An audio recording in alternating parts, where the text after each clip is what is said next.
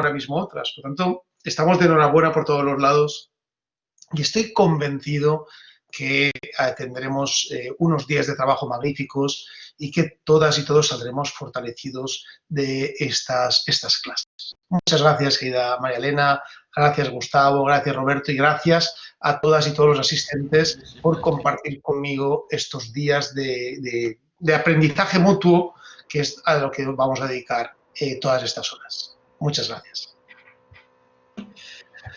Pues vamos a iniciar la exposición de este módulo que he preparado expresamente para ustedes cuando recibí la invitación de la Universidad Autónoma de René Moreno y la profesora Tart, justamente pensé qué módulo les puede interesar a personas que están manejando el derecho, que están aplicando el derecho, que estamos en un proceso de constitucionalización del país, en el cual la Constitución desde hace unos años es una Constitución reforzada, donde aparecen los elementos necesarios para mantener eso que solemos denominar, siguiendo a Favorú, una Constitución invasora o, como dice Guastín, una Constitución fuerte.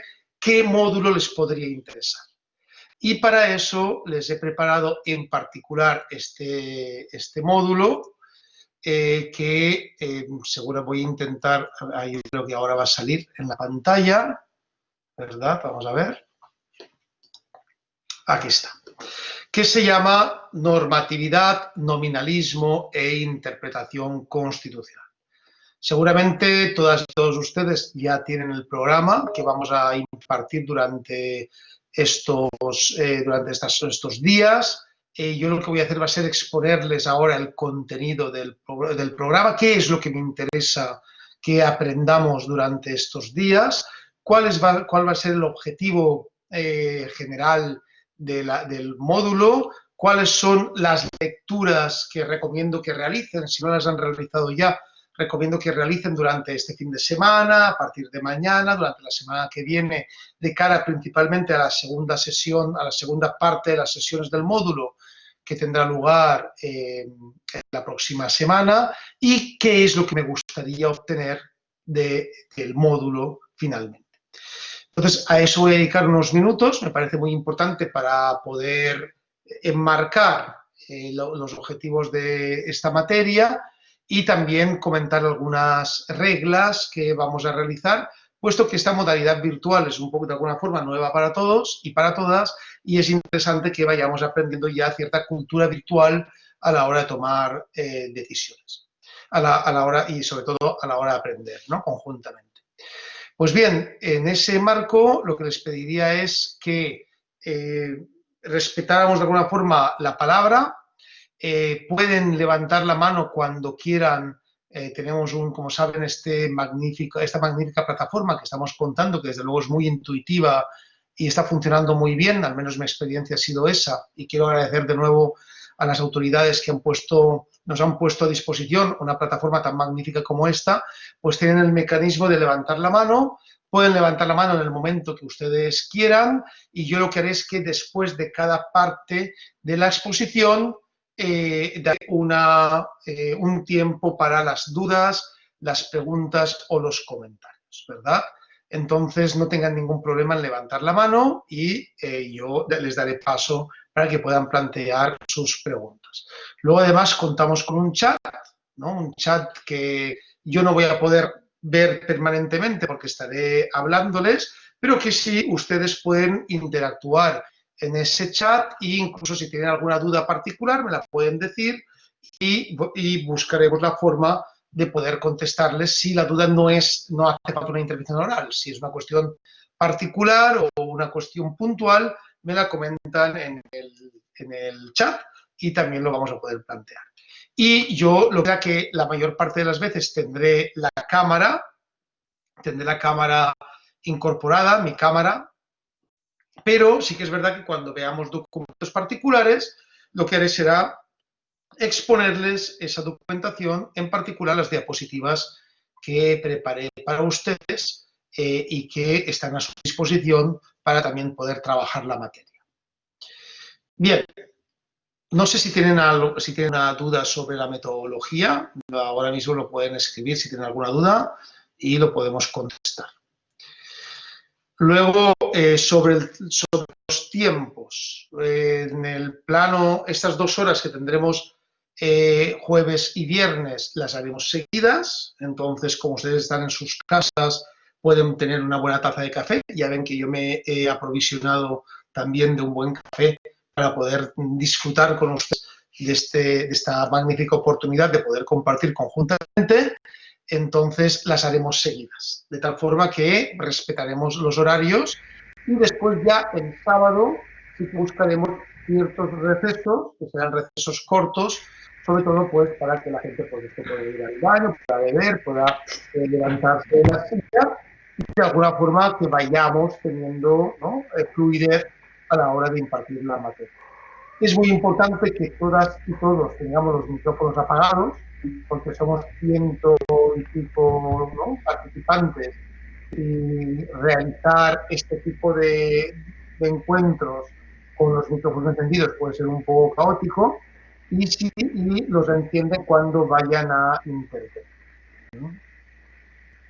Bien, también tenemos que intentar proveernos de una buena conexión a Internet, efectivamente, como nos recuerda el licenciado Siles, una buena conexión a Internet, y si ven que falla la imagen o que falla el sonido, por favor me lo comentan para poder, en este caso, para poder a lo mejor resetear la computadora o poder buscar la forma de mejorar la conexión.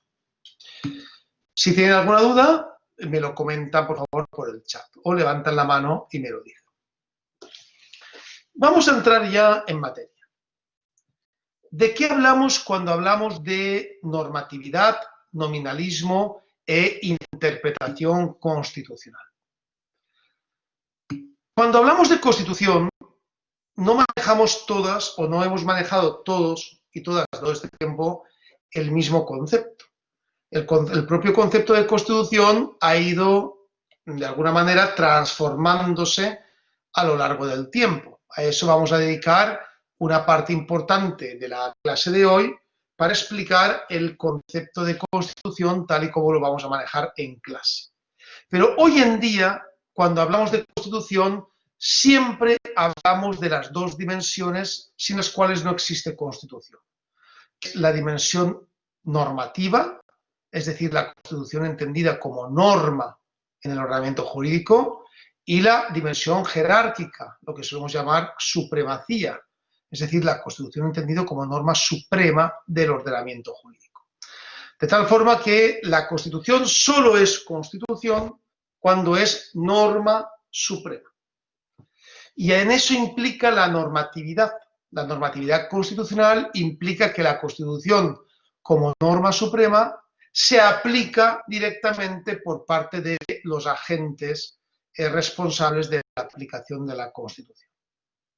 Cuando digo directamente, implica que hay una acción directa respecto a la capacidad de la Constitución de intervenir en el campo del ser, es decir, a una acción directa de la Constitución desde el campo del deber ser al campo del ser, y no intermediario, no intermediario. Pero no siempre ha sido así.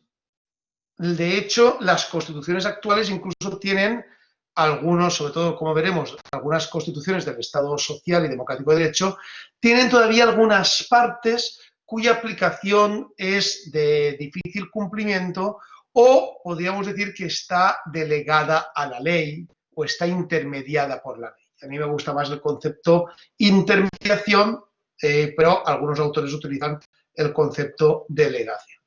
Cuando hablamos de una Constitución que no se aplica directamente, sino que requiere de la ley o de algún tipo de desarrollo normativo para poder ser aplicada, para poder tener capacidad de transformación en el marco del ordenamiento jurídico y en el campo del ser, es cuando hablamos de nominalismo.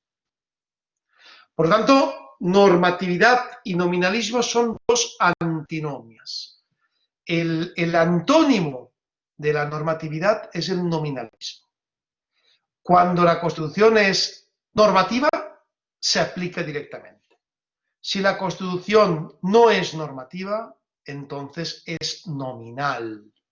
Recuerden que nominal, el concepto nominalismo, nominal, proviene de nombre, es decir, quiere decir que la Constitución en esos casos solo existe de nombre, no tiene efectos transformadores.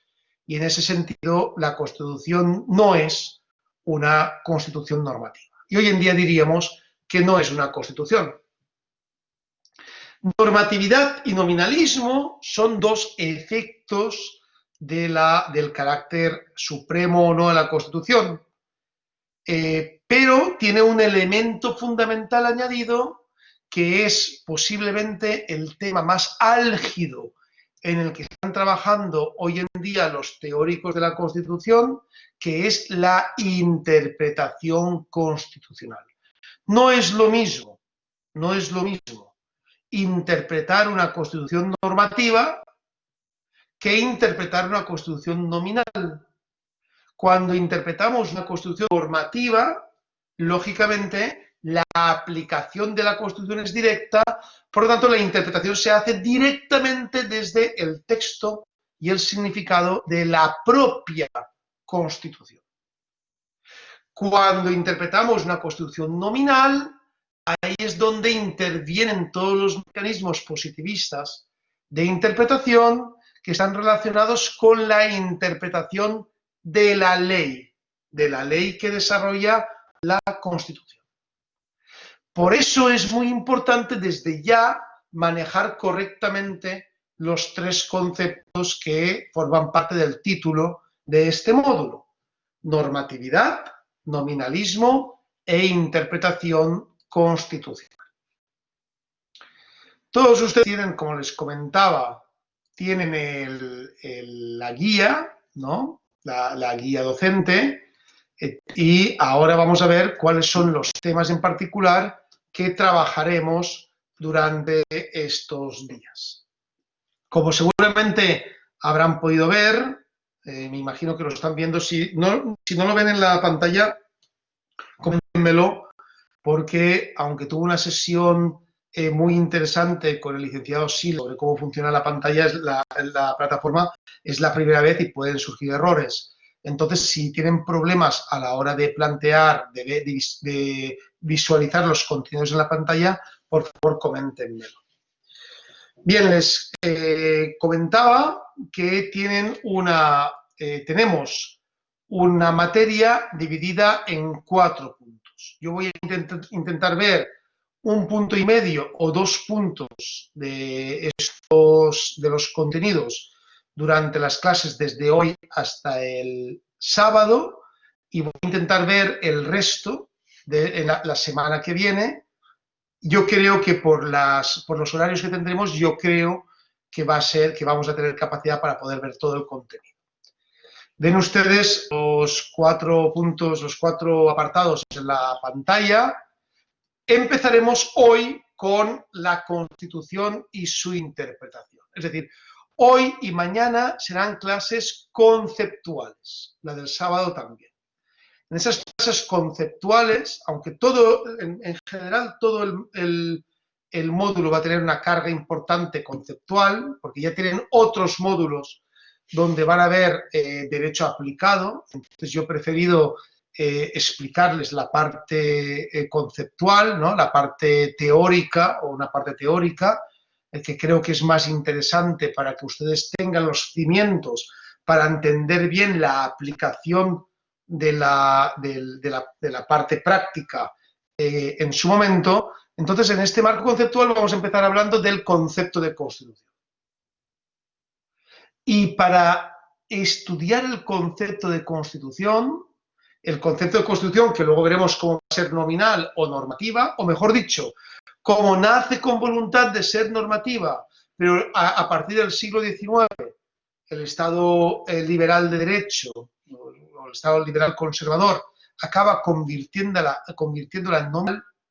Vamos a ver 4 elementos. En primer lugar, vamos a ver cómo surge el constitucionalismo y la diferencia que hay entre el constitucionalismo y el constitucionalismo democrático, que es una diferencia fundamental en este marco.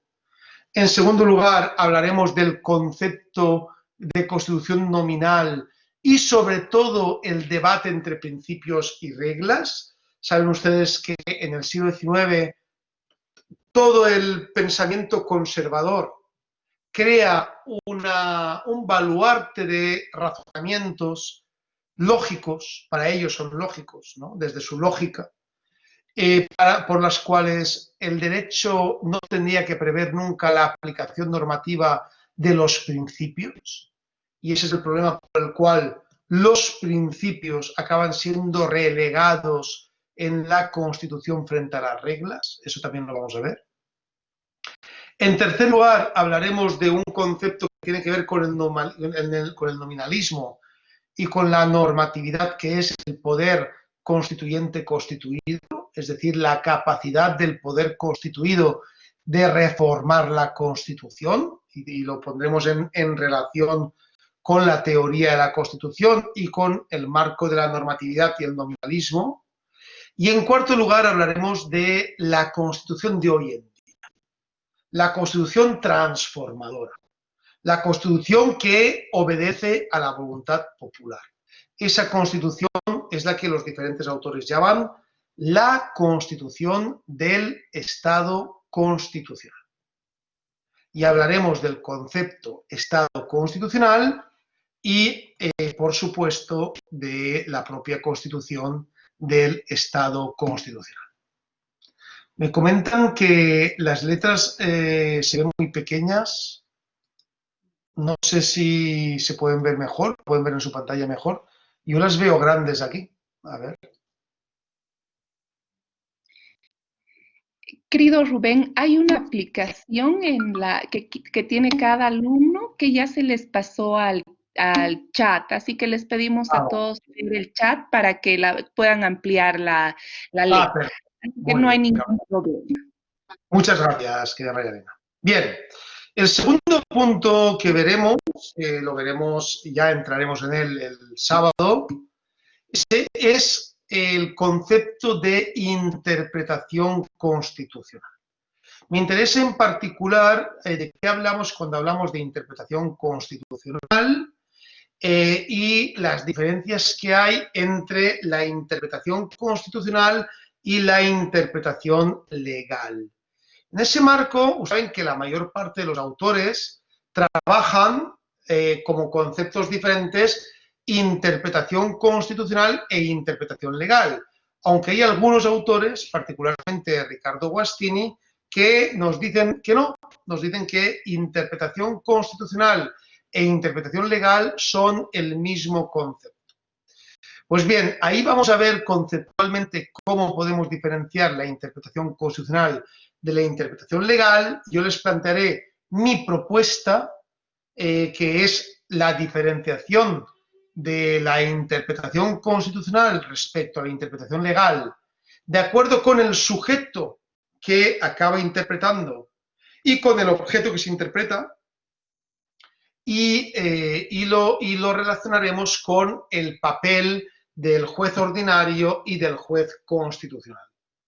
Cuando yo hablo del juez constitucional, me estoy refiriendo al juez formalmente constitucional, es decir, a lo que suelen denominarse tribunales constitucionales, porque, como saben perfectamente, en los estados constitucionales, que es la forma de estado a la que quiere llegar un país como Bolivia a través de una constitución como es la del Estado plurinacional, lo que hay es una necesidad de que los jueces ordinarios también sean jueces constitucionales, en cuanto a que los jueces ordinarios aplican directamente la Constitución, que es normativa.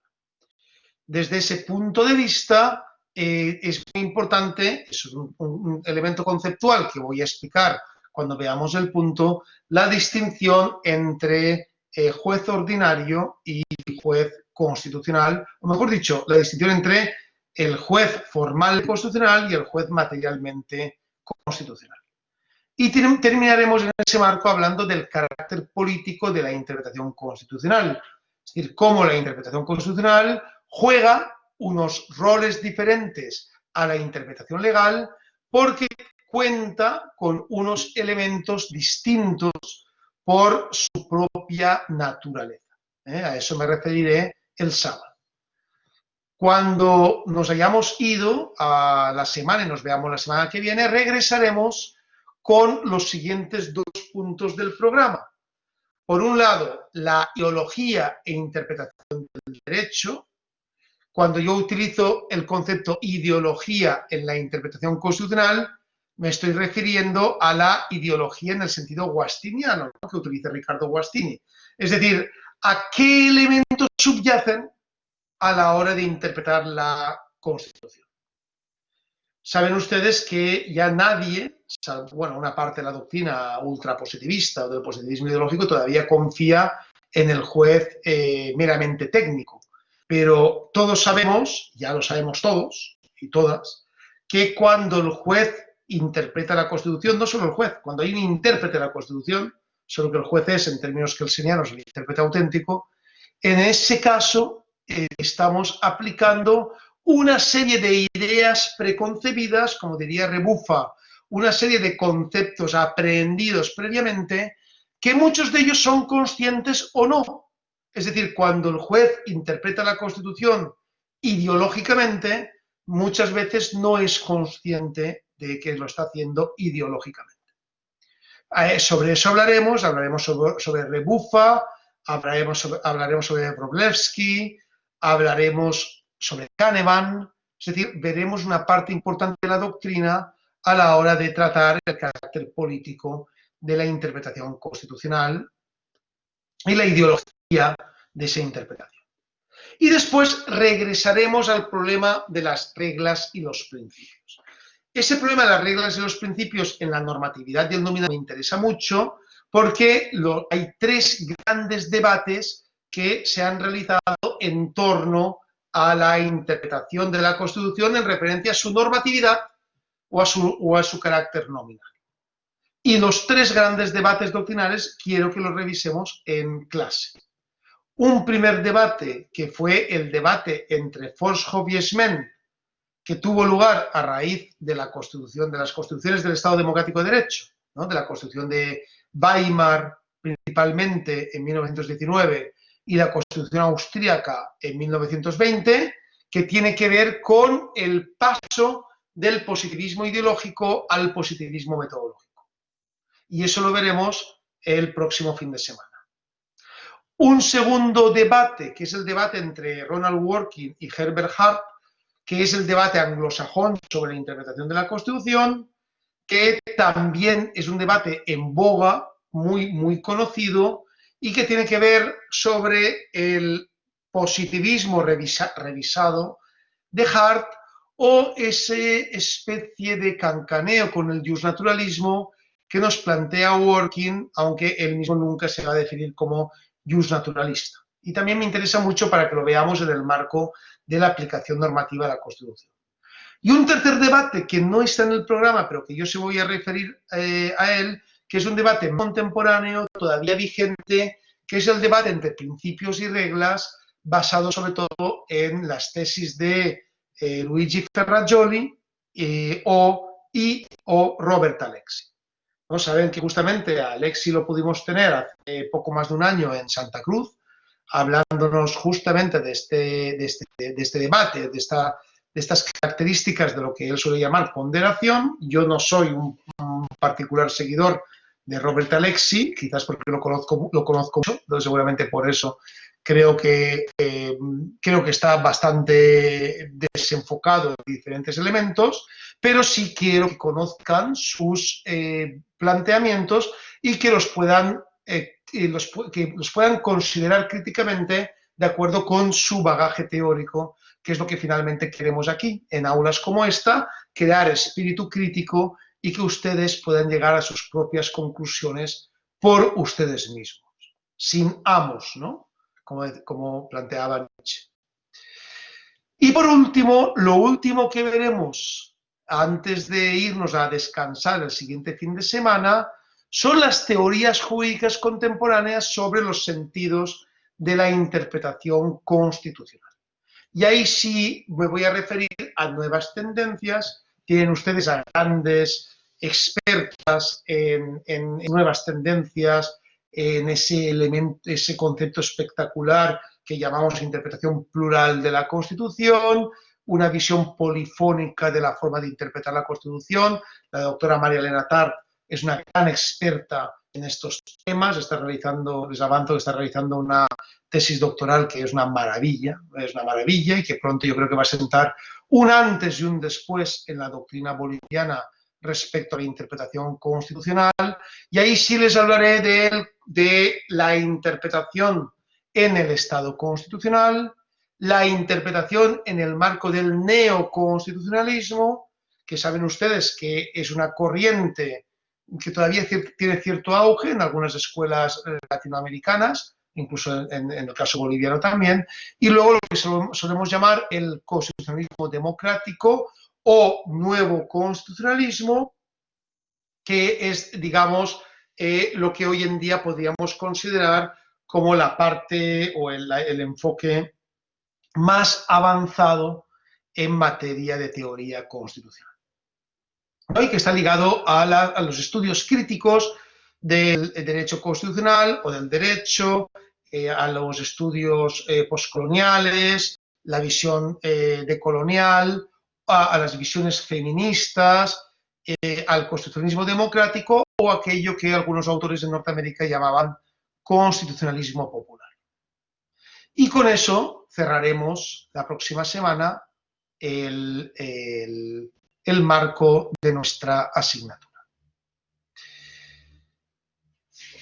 Para esta, como ven, estamos hablando de conceptos amplios con un fundamento teórico también amplio, que va a requerir de que ustedes tomen nota, de que estén atentas y atentos, y de que podamos trabajar conjuntamente, y sobre todo va a requerir de algo muy importante: su participación, sus dudas sentadas, sus comentarios críticos, ¿no? Lógicamente modulados y moderados, pero son muy importantes para la clase.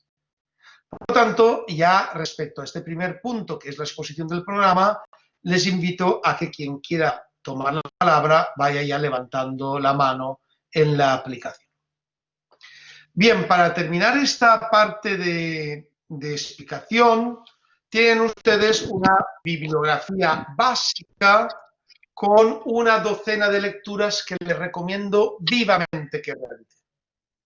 Se los recomiendo vivamente porque además son lecturas que les van a proporcionar una visión amplia del asunto y sobre todo les van a dar mayor argumentación para poder trabajar durante este módulo. Y voy a hacer un breve repaso de las lecturas que les he recomendado.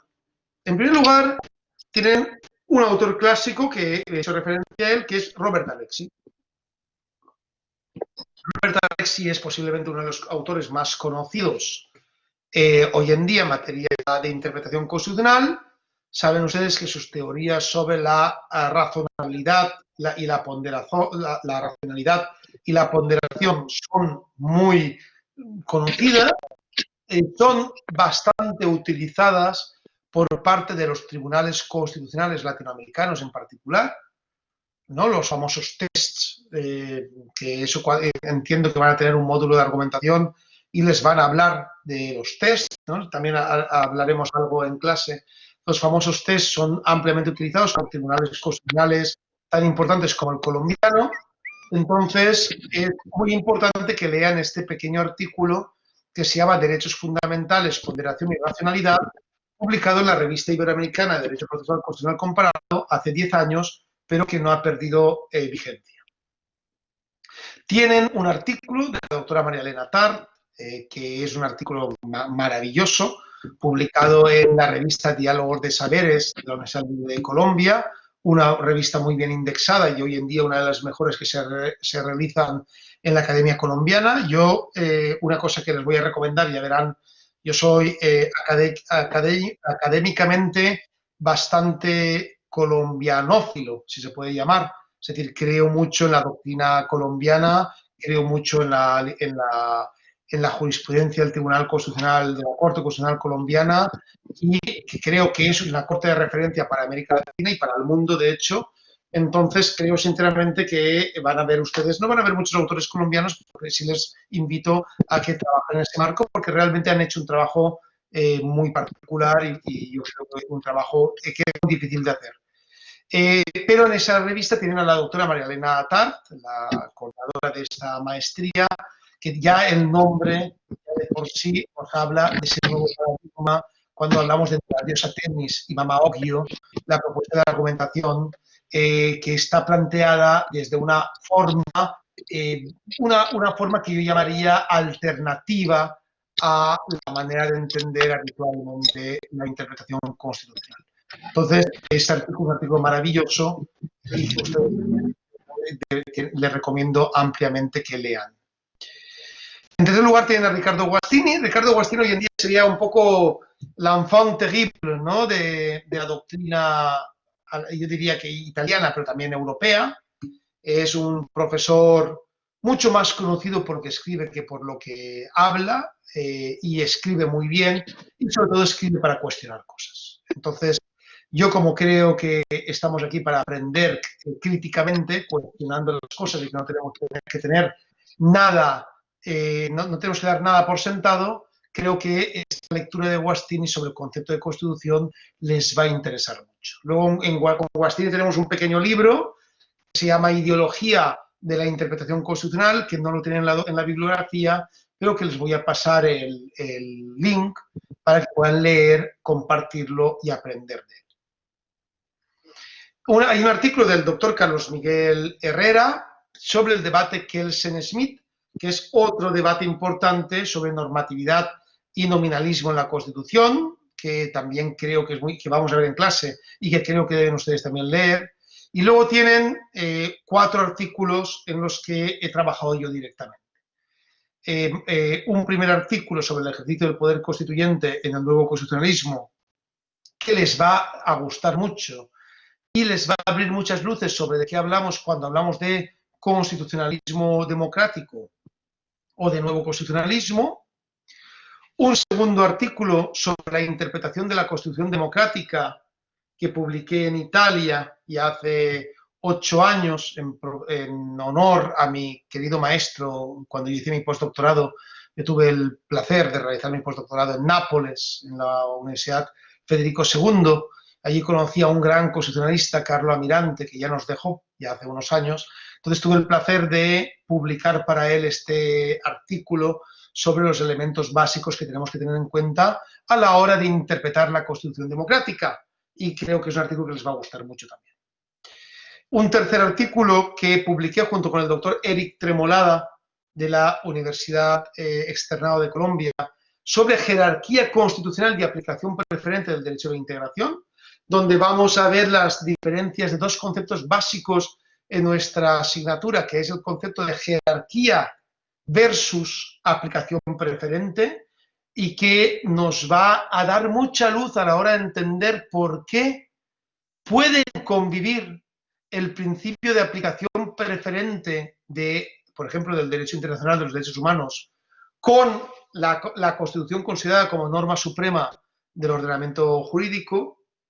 En cuarto lugar, un artículo más reciente, que tiene 3 o 4 años, que se llama Problemas actuales sobre la interpretación constitucional de los derechos, que publiqué en JUS, una de las revistas mejor indexadas en México, en el Instituto de Ciencias Jurídicas de Puebla, en un especial que se hizo sobre interpretación de la Constitución y que realmente les recomiendo mucho, ¿no? Tienen todo el número de JUS en Internet, pero en particular les recomiendo que lean este artículo que les he colocado en la bibliografía.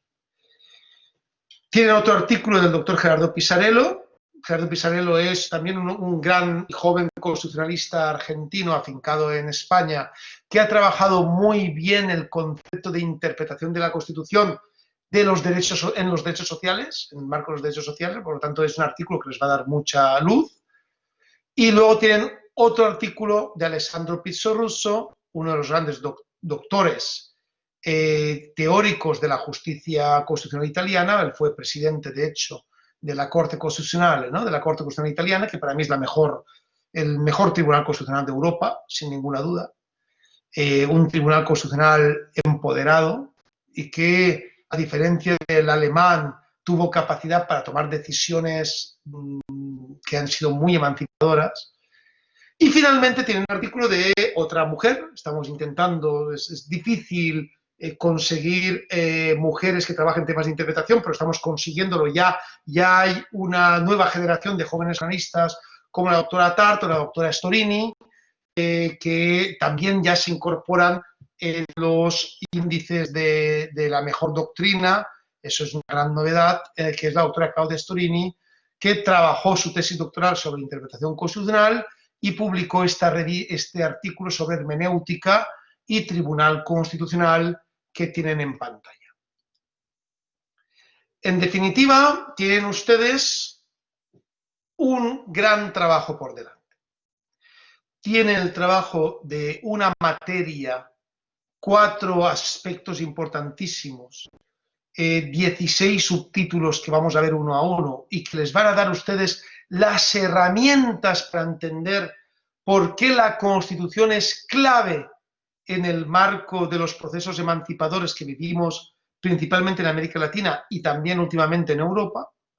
Y en segundo lugar, tienen 12 lecturas enormemente relevantes para poder realizar tranquilamente y ampliamente, ir construyendo su bagaje crítico a la hora de plantear sus conocimientos o la forma de adquirir esos conocimientos.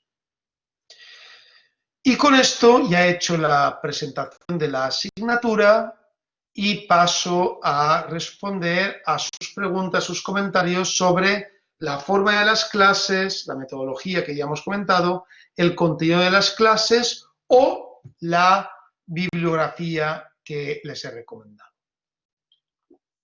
No sé si tienen ustedes alguna palabra o alguna cuestión que quieran comentar. A ver. ¿Dónde puedo ver las palabras, querido Gustavo? Doctor, para las consultas, ya los queridos posgraduantes saben, pueden levantar la mano. Abajo en la parte inferior hay un símbolo al ladito de la cámara donde pueden levantar la mano para que en relación a eso se pongan en la lista de oradores para que puedan acceder a cualquier pregunta. ¿Y cómo veo yo esa lista, Gustavo? Donde dice, en la parte inferior derecha, donde dice chat, ahí está el grupo. Sí. En el segundo icono donde dice grupo hay 137. Usted puede verificar que mi contacto dice que ha levantado la mano. Marca color. La mano. A ver, ¿cómo sé que han levantado la mano? ¿Sale algún símbolo? Sí, hay un símbolo ahí donde está su nombre. Arribita hay una persona donde dice levantó la mano. Por decir nuevamente, ahí está, Moreira Chilo ha levantado la mano. A ver,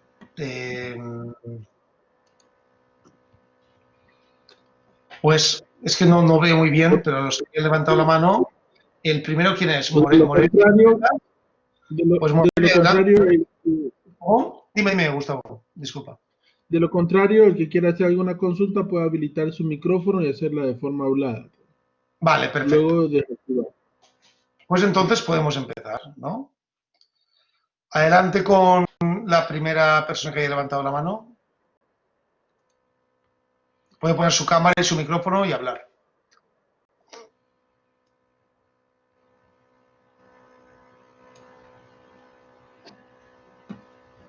Hola, ¿me escuchan? Al no haber consulta, podemos continuar con la clase. Ya, ¿no hay ninguna consulta entonces? Bueno, pues entonces vamos a continuar. Si hay alguna consulta me lo comentan y con mucho gusto. Ya les he comentado que lo importante es que las clases sean participativas y eso implica, ¿ves? Aquí John Kevin dice que levantó la mano pero que era para probar, ¿no? Bueno, está bien, no hay ningún problema. No tengan ningún problema en levantar la mano porque es importante para poder realizar clases interactivas y poder compartir con ustedes. Una cosa que se me ha olvidado es hablar de la evaluación, que eso creo que también nos interesa. Lo estuve comentando con la gente de la Gabriel y lo que vamos a hacer va a ser que posteriormente al módulo, ¿verdad, Gustavo? Yo les voy a entregar un test, un cuestionario, unas preguntas para que puedan contestarlas y se me enviarán para que yo pueda hacer la evaluación, ¿verdad? Esa es la fórmula que habíamos hablado en su momento para poder realizar la evaluación.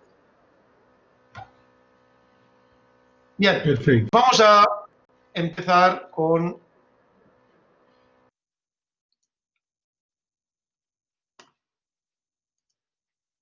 las diapositivas.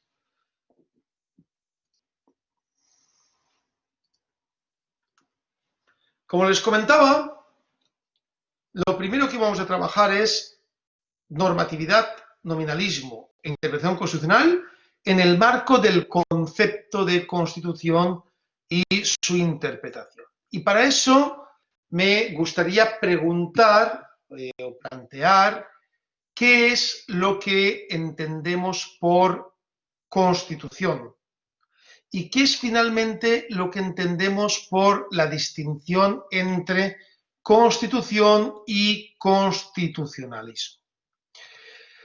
Cuando hablamos de constitución, estamos hablando fundamentalmente de un documento contemporáneo, que en el concepto de constitución que vamos a manejar en base, es un concepto de constitución basado en los documentos democráticos que surgen a partir de finales del siglo XVIII y que en ese momento empiezan a crear procesos de transformación. Ahora bien, este concepto de constitución tienen que entender que es un concepto que utilizamos habitualmente en la doctrina y que utilizamos los constitucionalistas. Pero ustedes pueden escuchar otros conceptos de constitución. Por ejemplo, los historiadores tienen un concepto de constitución diferente. Los historiadores hablan, por ejemplo, de la constitución de los antiguos. Hablan de la constitución cuando se refiere a la antigua Grecia o a la antigua Roma, o hablan de la constitución medieval, ¿no? Si ustedes leen, por ejemplo, Constitución, que es un magnífico libro de Fioravanti, de Mauricio Fioravanti, publicado además en Trota, una gran editorial, van a ver cómo en ese marco la Constitución se entiende como un documento histórico, ¿no? Un documento que a lo largo de la historia ha ido produciéndose en diferentes ámbitos. Ese no es el concepto de constitución que nosotros vamos a manejar. Nosotros vamos a manejar un concepto de constitución basado en la voluntad democrática del pueblo, es decir, la constitución democrática que surge a finales del siglo XVIII en un ambiente muy particular, que son las excolonias inglesas en el noreste de Norteamérica, es decir, en lo que se llamaba Nueva Inglaterra. En Nueva Inglaterra, a partir del proceso de independencia, de lo que después sería conocido como Estados Unidos, que tiene lugar desde 1776, cuando las diferentes excolonias se van declarando estados, se van declarando repúblicas, ahí es donde surge el concepto de constitución, entendiendo cada constitución como la voluntad de cada pueblo de esas excolonias. Por tanto, para nosotros en la clase no hay constitución antes del siglo XVIII, antes de hecho las constituciones como la de Filadelfia o la de New Hampshire o la de Connecticut o una muy importante, la de Massachusetts, que tienen lugar a partir de 1776 y que luego será un proceso que continuará en el marco de lo que se conoce como la Revolución Liberal Francesa a partir de 1789 y que creará la primera Constitución Democrática Europea, que será la Constitución Francesa de 1791. Y que luego dará paso a las constituciones, en la Constitución Española de 1812 y muy importante a las constituciones latinoamericanas. América Latina es el primer territorio, aparte de Norteamérica y del caso particular europeo, donde empiezan los procesos emancipadores a reconocer el concepto de constitución, con una gran constitución que, muy olvidada, por cierto, en la doctrina, que es la Constitución Negra de Toussaint Louverture en Haití en 1801, y que da paso a grandes constituciones en el resto de América Latina, la primera de ellas en Sudamérica, la Constitución venezolana de 1811, ¿no? La que se dice como Constitución pre-bolivariana. Bueno, todo eso es historia constitucional, yo sobre eso no me encantaría hablarles, porque realmente es un tema que a mí me apasiona, tengo muchos artículos escritos al respecto. Si quieren conocer la historia de su constitucionalismo, les recomiendo dos magníficos autores. Uno de ellos es Andrés Botero, un profesor colombiano que ha trabajado ampliamente la historia constitucional latinoamericana, tiene un par de artículos realmente magníficos al respecto, y otro de ellos es, desde luego, un gran colega y gran constitucionalista que es Roberto Gargarella, ¿no? en Argentina, que tiene un magnífico libro sobre historia del constitucionalismo latinoamericano, un libro espectacular, para mí el mejor libro que se ha escrito con diferencia sobre constitucionalismo latinoamericano, no porque me cite a mí, que también es importante, es algo importante, ahora si estuviéramos en clase ustedes verían un poco, pero bueno, como en estas clases virtuales es más complicado, ¿no? Pero lo cierto es que es un libro magnífico que se llama Orígenes del constitucionalismo latinoamericano. Bien, en ese marco entiendo que ya todo el mundo conoce cuál es el concepto de constitución que vamos a plantear. Por lo tanto, para la clase no hay constitución antes de finales del siglo XVIII. Pero sí que hay algo muy importante, que es constitucionalismo. Y el constitucionalismo es diferente a la Constitución, porque el constitucionalismo es un movimiento que se produce en el marco de la primera revolución liberal mundial, que es la revolución liberal inglesa en el siglo XVII, y que es un movimiento que lucha por la consecución de los derechos. Muy importante. El constitucionalismo es el movimiento diametralmente contrario al absolutismo. Saben ustedes que el absolutismo es un régimen de gobierno basado en el poder absoluto de los monarcas, que tuvo lugar en Europa, que es donde se crea el concepto de Estado moderno, tal y como lo entendemos hoy en día, y se crea más o menos a caballo entre el siglo XV y el siglo XVI, y que tiene en el siglo XVII un momento crucial cuando los ingleses deciden luchar contra ese absolutismo. La lucha contra el absolutismo monárquico es el movimiento que llamamos constitucionalismo. Por lo tanto, siempre que hablemos de constitucionalismo, tienen que recordar dos cuestiones muy importantes. En primer lugar, el constitucionalismo nace en contra del rey absoluto.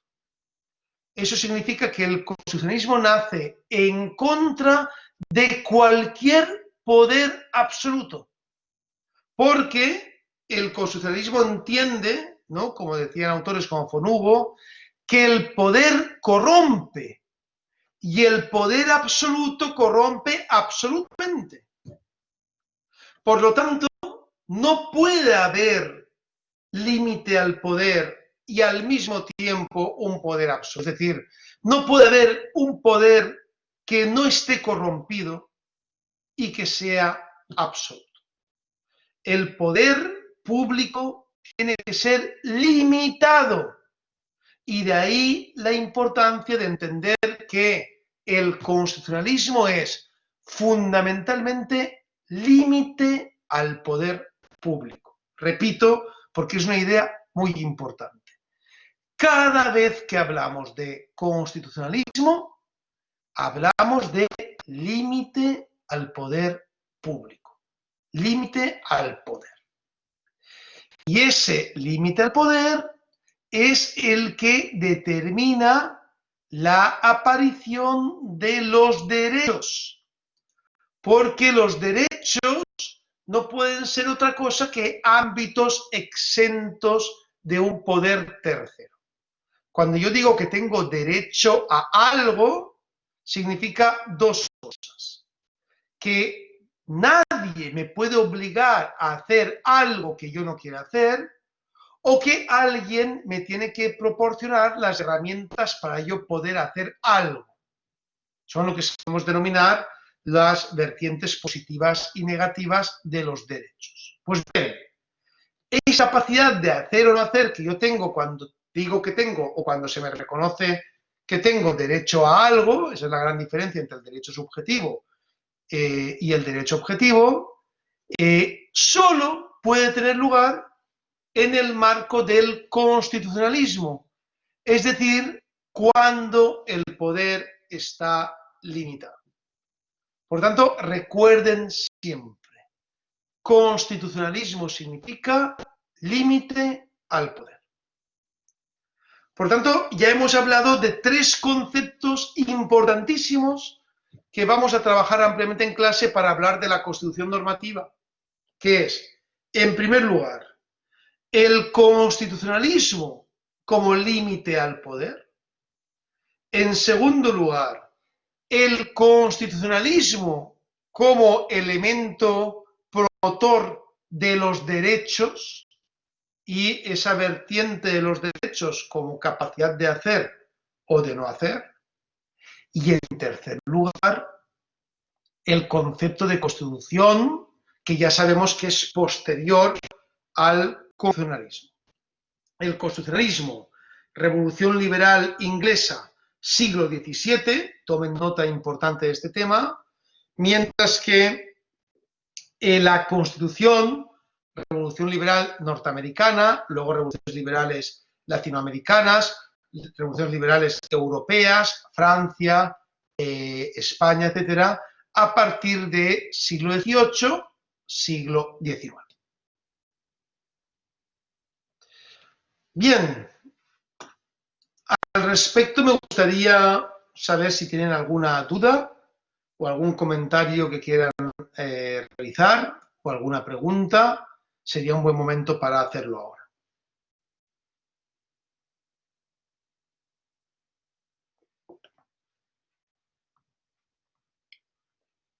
Yo no sé, ¿están ahí ustedes? ¿Pueden manifestarse si están ahí? ¿Decir algo? Sí, estamos aquí, doctor. Ah, perfecto. Es que... Presente, licenciado. Todos presentes. Presente. Estamos asombrados con la doctrina. Estamos todos presentes. Magnífico. Vale, perfecto. Eso me gusta.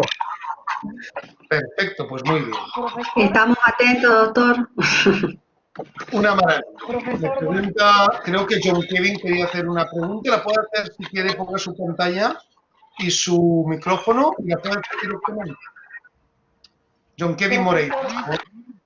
profesor, buenos días. Es que no queremos interrumpirlo porque en realidad son magníficas clases las que estamos escuchando. Continúe, que realmente es muy enriquecedora. Muchas gracias. Muy bien. Pues entonces vamos a continuar. Recuerden que creo que la docente María Elena ha levantado la mano, así que es una maravilla, mi querida María Elena. No, solo para decir que estábamos todos presentes y coincido, todos estamos escuchando muy atentamente. Lo que podemos hacer, si te parece, querido Rubén, es que al final ya cuando estemos por terminar, nos damos unos minutos para este marco dialógico y mientras tanto, pues todos te escuchamos. ¿Qué te parece? Me parece muy bien, vamos a hacerlo así, me parece muy bien. Profesor. Sí, adelante. Roberto Parada. Adelante, Muchas gracias, Roberto. profesor. Otra de las sugerencias que podemos dar para la interrelación también, aparte de lo que ha sugerido usted y la doctora María Elena, es que al finalizar, digamos, la clase se pueda dar, digamos, un término de 10 minutos para que pueda usted verificar las consultas que hagan los colegas. Y lo segundo, digamos, no pueden ir interrelacionando con usted por medio del chat, para el cual pueden ir formulando sus preguntas y usted lo puede ir leyendo, digamos, ¿no? En el tema del chat y ir contestando de acuerdo a los criterios que usted pueda asumir. Eso, querido doctor. Magnífico. Muchas gracias, estimado Roberto. Fenomenal. Pues vamos a hacerlo Ya. así. Bien, entonces vamos a continuar. Creo que Andrés tiene la cámara encendida. Vamos a continuar. Como les comentaba, ya que ya conceptualmente ya conocemos la idea de constitucionalismo, derechos y constitución, tenemos que entender que la Constitución cuando nace con voluntad normativa. Y aquí es donde ya introducimos un elemento fundamental en nuestra materia, que es la normatividad. Es decir, la Constitución no nace para ser una norma programática o no nace simplemente para ser un documento expositivo, nace para normar, es decir, para transformar la realidad. ¿Cuáles son los orígenes de esa normatividad constitucional? Bueno, en el campo teórico, esos orígenes los tenemos que tener claramente en la doctrina que solemos llamar contractualista. Y aquí voy a incorporar un elemento que vamos a repetir durante las clases, que es el elemento contractualismo, lo voy a definir, porque hoy en día todavía hay muchos autores que se declaran contractualistas. Piensen, por ejemplo, en Buchanan, con la idea de los nuevos contractualismos, que plantean es justamente la idea de que existe un contrato y que ese contrato es el que determina la normatividad constitucional, es decir, es un fundamento de la legitimidad del derecho. Recuerden ustedes que el gran problema, uno de los grandes problemas que hemos tenido en el marco del derecho constitucional y particularmente de la teoría del poder, es lo que solemos denominar las teorías de la legitimidad. Porque, como está muy bien estudiado por todos los teóricos del poder, y eso Maquiavelo es uno de los grandes, seguramente el clásico y el primer gran teórico del poder, cuando un poder no es legítimo, no puede mantenerse en el tiempo. Todos los poderes siempre buscan elementos de legitimidad para poder mantenerse en el tiempo. Incluso las dictaduras buscan elementos de legitimidad para poder mantenerse en el tiempo. Que otra cosa es que esa legitimidad alegue a elementos como, por ejemplo, la historia o los derechos ancestrales en cuanto a aristocráticos o heredados de algunas élites, que son habitualmente criterios de legitimidad. Antes del contractualismo, si se fijan en los más importantes teóricos precontractualistas, como fueron el propio Maquiavelo, o como fue Bossuet, o como fue Filmer, antes del contractualismo, el fundamento, el principio de legitimidad era básicamente la legitimidad religiosa, la legitimidad divina.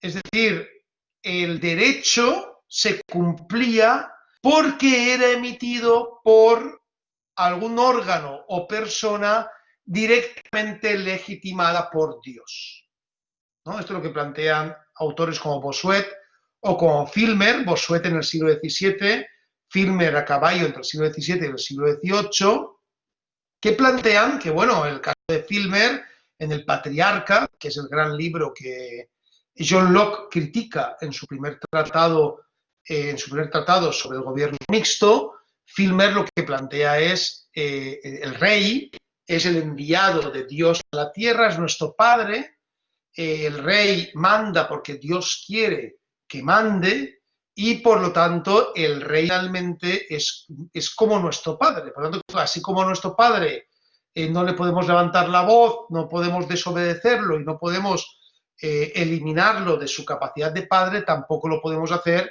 en el marco del rey, ¿no? Atención, porque ese principio de legitimidad divina fue muy utilizado en la época en que América Latina eran colonias inglesas, españolas, holandesas, portuguesas, y también ese marco de legitimidad divina se aplicaba al ámbito colonial, incluso seguramente con mayor razón o con mayor peso, mejor dicho, que en el marco de las metrópolis. Entonces es un concepto precontractualista. La Constitución no puede nacer en el marco de una legitimidad religiosa, porque la Constitución es racional. Es decir, la Constitución se fundamenta en una voluntad popular determinada en un documento. Por lo tanto, es incompatible la legitimidad divina con la aparición de la Constitución. Para que aparezca la Constitución y para que la Constitución sea normativa, tenemos que encontrar otro principio de legitimidad, que no puede ser el principio de legitimidad aristocrático, no puede ser el principio de legitimidad histórico, no puede ser el de legitimidad divino. Y aquí teóricos preconstitucionales que crean esa magnífica doctrina en su momento, ¿no? Hoy en día ya, por supuesto, hoy en día ya superada, pero en su momento radicalmente revolucionaria, que fue la doctrina del contractualismo.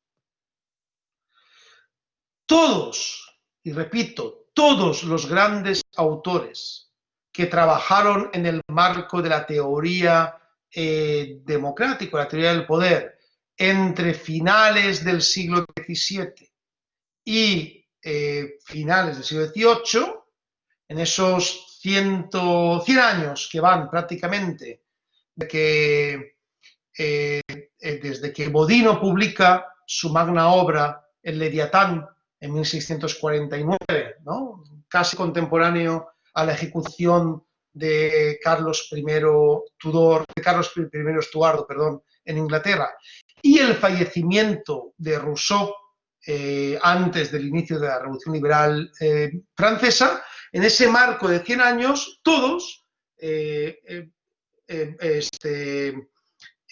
John Locke, Thomas Hobbes, Thomas Paine, el propio Rousseau, todos los autores son contractualistas.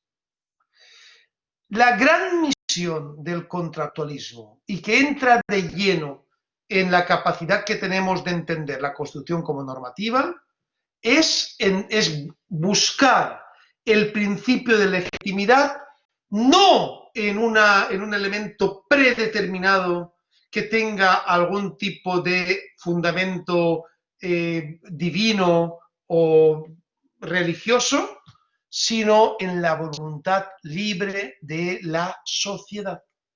En la voluntad libre de la sociedad. Algunos autores, esa voluntad libre de la sociedad se crea, digamos, con elementos un poco más oscuros, que es el caso del nunca suficientemente con Thomas Hobbes. En otros se crea en un marco de soberanía popular, como es el caso de Rousseau. Por lo tanto, para poder explicar la aparición de la Constitución normativa, es fundamental manejar cómo nace el contractualismo y qué es lo que plantea. El contractualismo plantea tres cosas fundamentalmente. En primer lugar, el contractualismo plantea la necesidad de que haya un principio de legitimidad racional. Es decir, acabar con otro tipo de elementos que tengan que ver con fundamentos aristocráticos, de hechos religiosos que no sean racionales. En segundo lugar, el contractualismo parte de la base de que existe un estado de naturaleza, es decir, un momento de la sociedad en la que no hay contrato. Al no haber contrato no hay derecho. Al no haber derecho no puede existir constitución ni nada que se le parezca. Y desde ese estado de naturaleza, cómo aparece un contrato creado desde el estado de naturaleza y que a su vez forma un modelo, una formación de estado diferente que llamaremos en general estado civil. Por lo tanto, el contractualismo se basa entre la distinción de estado de naturaleza en sus diferentes nomenclaturas, ¿no? Estado de naturaleza, sociedad de naturaleza, sociedad natural, todo implica lo mismo, es la sociedad precontractual, y un estado civil donde impera el contrato. Y ahí ya tenemos la normatividad constitucional justificada, porque el tercer elemento de ese elemento contractual es la existencia de un documento normativo vinculante que llamamos, que se puede llamar de diferentes formas, podemos llamar pacto, contrato, o que a partir del siglo XVIII se llamará Constitución. ¿Ven? Por lo tanto, la Constitución normativa nace desde el punto de vista teórico, desde los fundamentos del contractualismo. Muy importante que entendamos estos tres elementos básicos de las teorías contractualistas y que también se aplican hoy en día. Cuando lean a cualquier contractualista, a Thomas Paine, ¿no? Imagínense que van a leer mañana El sentido común de Thomas Paine, que fue un bestseller en su época, ¿eh? Fue un libro que concluyó que las repúblicas eran mejores que las monarquías por ser democráticas. De hecho, en buena medida, ustedes han sido históricamente república porque cuando se crean las repúblicas norteamericanas impera la influencia de Thomas Paine, de common sense, sentido común, y por lo tanto lo que se crea en América, en Norteamérica, son repúblicas, son Commonwealth, que llaman ellos, ¿no? Commonwealth. Con colectividades, ¿no? El concepto de república es un concepto más europeo. El concepto norteamericano es de colectividad, de Commonwealth, de unión, ¿verdad? Y cuando los procesos emancipadores latinoamericanos, a partir de principios del siglo XIX, van creando sus propios estados, se va adaptando, ¿no? Ese constitucionalismo que Roberto Garralella llama constitucionalismo adaptado, ¿no? Que tiene mucha influencia desde Norteamérica hacia América Latina, y se van creando también las Commonwealths latinoamericanas, que aquí en América Latina serán llamadas repúblicas. Por lo tanto, de alguna forma, ustedes son república históricamente, son república en América Latina como forma de Estado, ¿no? Ya saben que eso es un concepto muy discutible, porque ahora mismo en Bolivia lo que impera es el nombre que determina la Constitución, que es Estado plurinacional, que desde mi punto de vista es un nombre mucho más adecuado que el concepto de república. Pero digamos que desde la teoría clásica de las formas de Estado, que son república o monarquías, digamos que la naturaleza de su Estado es republicano, porque no tienen rey, ¿verdad? Entonces sería republicano. Pero desde ese punto de vista, esa aparición de las repúblicas llega a través de la influencia que tuvo autores como Thomas Paine en Norteamérica, antes incluso de que se llamara Estados Unidos. Por tanto, en primer elemento muy importante, la racionalidad aplicada al contrato. Segundo elemento muy importante, la distinción entre Estado natural y Estado civil, y cómo el Estado natural es el Estado preconstitucional, mientras que el Estado civil es el Estado postconstitucional, en el sentido de postcontractual. Y en tercer lugar, el papel del contrato.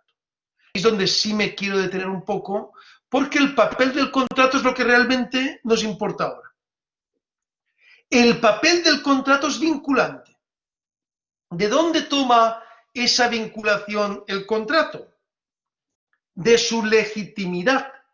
Es decir, el contrato es vinculante porque está decidido en el marco de la voluntad del pueblo en el Estado natural. Y esto incluso en autores como el propio Hobbes, que ya saben que no era un autor particularmente democrático, está claro. Es decir, el pacto que se crea en el origen del nacimiento del contrato, del pactum, ¿no?, que llamaba Hobbes para poder construir el Leviatán, es finalmente el que da sentido a su vinculatoriedad, es decir, el que da sentido a la normatividad, a su cumplimiento. Tres elementos entonces que, repito, tienen que tomar nota. En primer lugar, racionalidad. En segundo lugar, diferencia entre estado natural o precontractual, estado civil o sistema contractual. Y en tercer lugar, la importancia del contrato como elemento que justifica la vinculatoriedad del contrato, del mismo contrato. Muy importante. Bien. Desde ese punto de vista, yo les he puesto aquí tres autores, aunque hay bastantes más, pero seguramente son los más importantes, junto con Thomas Paine, que teorizan sobre ese contrato. Yo no voy a entrar ahora a dar una clase de teoría política del contratualismo, que me encantaría, además es una cosa que también he trabajado mucho y con mucho detalle. De hecho, cuando lean, si no lo han hecho ya, mi artículo sobre el ejercicio del poder constituyente en el nuevo constitucionalismo, ahí van a poder ver, por ejemplo, cómo yo planteo la distinción entre la teoría del pacto y la teoría del contrato, ¿no? La teoría del pacto en autores como Hobbes y Locke y la teoría del contrato en autores como Rousseau. Autores como Hobbes y Locke, cuando plantean ese pacto, lo hacen desde la Inglaterra de mitad o de finales del siglo XVII, es decir, la Inglaterra de la Revolución Liberal, la primera revolución liberal del mundo. Y lo que hace Hobbes, como les decía, no voy a dar una clase de teoría política, aunque me encantaría, pero sí voy a resumirlo muy sucintamente para que tengan las ideas claras. Lo que hace Hobbes es entender que ese contrato, tesis contractualista, ese contrato es el resultado de la necesidad de las sociedades de acabar con su terrible vivencia en el estado de naturaleza. Las sociedades en el estado de naturaleza viven en unas condiciones que podríamos denominar condiciones de permanente inseguridad, viven sufriendo, viven con una violencia prácticamente irresistible, viven sin tener ningún tipo de derecho que les salvaguarde, y lo que hace la gente en ese estado de naturaleza es pactar entre ellos el pacto, la existencia de una necesidad, ¿no?, de una voluntad de crear gobierno y en quién van a dotar ese gobierno, que es en el monarca, ¿no?, en el monarca. Por tanto, es muy interesante ese tema, porque Hobbes lo plantea de una manera clarividente. El monarca no es nadie por él mismo.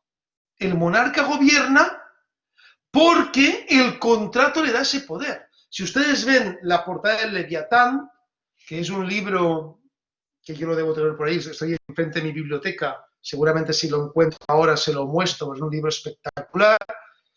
Van a ver que en la portada del Leviatán aparece el monarca por encima de la tierra, ¿no?, por encima del territorio, aparece el monarca con su cetro, ¿no?, con su vara de mando, su corona, pero el cuerpo del monarca son minúsculas personas que condensadamente conforman ese monarca, ese rey. ¿Qué nos está diciendo Hobbes? Algo muy importante, que es el fundamento del contractualismo. El rey no es nadie sin las personas que han contratado la creación del poder. Es decir, el rey no es nadie. Si mañana, de hecho dice Hobbes, si el rey no es capaz de mantener la seguridad en el Estado, que es para lo que se ha creado el contrato, entonces hay un derecho que Hobbes llama el derecho a la insurrección. Es decir, el derecho a levantarse contra el rey y a cambiar de rey, porque al fin y al cabo el poder depende del pacto, del contrato de las personas. Fíjense ustedes, Entonces, ese estado que Hobbes llamará Leviatán, haciendo referencia al gran monstruo marino que supuestamente existía, y ya saben, forma parte de la mitología, sobre todo de la mitología escocesa, que vivía en el fondo de los mares y que se comía los barcos cuando los marineros viajaban muy lejos en época de tormenta. Ese monstruo, ese Leviatán, está ahí para darnos miedo. Darnos miedo, ¿por qué? No darnos miedo por el poder despótico del rey, que para Hobbes el rey no puede tener ningún tipo de poder despótico, el rey está limitado por el pacto, sino darnos miedo para que cumplamos el derecho. Es decir, entre Hobbes y Max Weber hay 300 años prácticamente de doctrina, pero hay muy pocos avances conceptuales. La idea de Max Weber, ¿no?, del concepto de la violencia legítima y el Estado como detentador de la violencia legítima es muy parecida a la idea de Hobbes del Estado como Leviatán. En los dos casos, los elementos básicos son los mismos. Cumplimos la norma porque tenemos miedo a la sanción, porque tenemos miedo a la desobediencia. Es el cumplimiento de la norma basada en el miedo. Para autores más liberales, como John Locke, no es el miedo el que hace que cumplamos la norma. John Locke también es un contactista. John Locke también entiende la diferencia entre el estado natural y el estado civil. Y también cree que tiene que haber un contrato entre el estado natural y el estado civil. Pero ojo, para Locke, el estado civil lo que hace es reconocer derechos que ya teníamos en el estado natural. Es decir, damos cuenta cómo cambia radicalmente la forma de entender por qué se cumple el derecho. En el caso de John Locke, si leen ustedes Los principios del gobierno mixto, que es una obra magnífica, sobre todo el segundo tratado. El primer tratado es bastante, digamos, más flojo, pero el segundo tratado sobre el gobierno civil, el gobierno mixto, es una maravilla, además de lectura muy rápida. Tiene muchas ediciones, entre ellas, a mí la que más me gusta es la edición que tiene Alianza, y es una muy buena traducción. Y si no, léanlo directamente en inglés, que creo que también acercarse a los diferentes autores en su idioma también es una forma muy importante de entender qué es lo que querían decir. Muchos autores, de hecho, están mal traducidos y eso es un problema, ¿no? Luego les contaré alguna anécdota. Por ejemplo, bueno, hay diferentes autores que han tenido malas traducciones. Por ejemplo, Working ha sido un autor muy mal traducido. Bobbio decía aquello de traductore traitore, ¿no? Traductor traidor. De alguna forma el traductor traiciona en el sentido de que tiene que buscar la forma como decir esas palabras en otro lenguaje, y eso no siempre es fácil. Como les digo, por ejemplo, Commonwealth no siempre tiene por qué ser república. De hecho, seguramente Commonwealth se parece más a nuestro concepto de Estado plurinacional que al concepto república, pero se traduce como república. Bien, pero volviendo a John Locke, ese segundo tratado sobre el gobierno mixto, sobre el gobierno civil, lo que dice Locke es lo que dicen las tesis justnaturalistas, ¿no? Prácticamente desde la escolástica, desde Santo Tomás o San Agustín, que es lo siguiente. El hombre nace con una serie de derechos que son derechos que obtiene por su propia naturaleza. Son derechos que conocemos como derechos naturales. Pues bien, el pacto, o sea, el contrato que da paso del estado natural al estado civil, tiene como misión garantizar esos derechos naturales. De tal paso que el paso del estado natural al estado civil sería algo así como hoy en día, en términos contemporáneos, diríamos el paso de los derechos subjetivos a los derechos objetivos. Es decir, el paso del derecho en minúscula al derecho en mayúscula. El paso del derecho entendido como un elemento no normativo al derecho entendido como un elemento normativo. Es decir, lo que hace simplemente el pacto, o sea, lo que hace simplemente el contrato para John Locke es normativizar los derechos, en el sentido de juridificarlos y, por tanto, normativizarlos. Es muy importante este planteamiento que les comento de Locke, porque va a tener una influencia impresionante en todo el pensamiento contractualista posterior. Habitualmente se han puesto como contrapuestos a Thomas Hobbes y a John Locke. Ojo con esta idea, no son autores contrapuestos, los dos tienen por lo menos 4 elementos en común que los podrán revisar apenas se inicien en las lecturas de los dos autores. En primer lugar, los dos son contractualistas, es decir, los dos creen en el contrato como elemento que prevé o fundamenta la obediencia del derecho. En segundo lugar, los dos creen en un estado natural, aunque es verdad que para Hobbes es un estado natural violento y para Locke es un estado natural ideal. En tercer lugar, los dos creen en un derecho de seguridad, es decir, en que la función del contrato es dotar de seguridad a la sociedad. Y en cuarto lugar, los dos creen en el derecho de insurrección. Es decir, para Hobbes, cuando el monarca no cumple con el pacto, que finalmente es el que legitima su poder, hay un derecho de insurrección hacia ese monarca. Y para Locke, cuando los poderes mixtos, el gobierno mixto, el rey y el parlamento, violan los derechos que tenemos como derechos naturales y que son los que tiene que reconocer el derecho, también hay derecho de insurrección. Por lo tanto, no son tan diferentes, de hecho nunca lo han sido Hobbes y Locke. El problema está que tuvieron diferente tratamiento, porque Hobbes cometió el error político de apoyar al rey cuando el rey iba a perder la guerra civil. Saben ustedes que a partir de la llegada de Estuardo en Inglaterra, en 1603, con Jacobo I, en ese momento se inicia una guerra civil que prácticamente va a durar 90 años, hasta la firma de la Bill of Rights en 1689, y lo que hace Hobbes es que apoya al rey en esa guerra civil, apoya el poder del monarca, y eso hace que sea condenado, que el Parlamento lo trate muy mal, que sus obras sean quemadas en las plazas públicas. El Leviatán, nosotros conocemos el Leviatán por las copias que se hicieron en América del Leviatán, ¿no?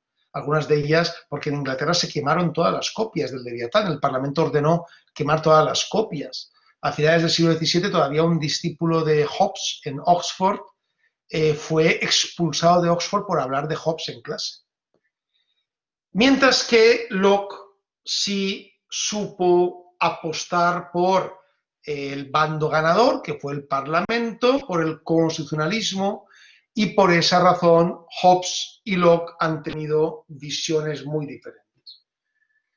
Cuando tenga terminado un trabajo que justamente estoy ahora terminando y que voy a presentar a finales de este mes, en el marco de la relación entre el arte y el derecho constitucional, les voy a plantear la comparación de los retratos de época que se hicieron sobre Hobbes y sobre Locke, para que vean cómo a Hobbes se le pinta como una persona oscura, misteriosa, ¿no?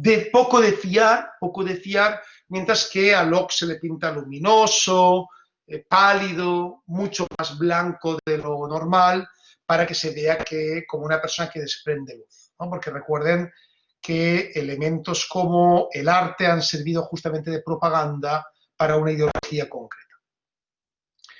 Y luego tenemos a otro gran constitucionalista que les he hablado antes, que es Thomas Paine, ¿no? Que ya antes les he comentado que su libro Common Sense fue un libro importantísimo en el marco de la influencia que tuvo en América Latina y en Sudamérica, en América en primer lugar y en Sudamérica a continuación, para la creación de las Commonwealths, ¿no? Y para la creación, por ejemplo, de unos derechos constitucionales, tal y como lo prevía el propio Thomas Paine. Y finalmente tenemos a Rousseau.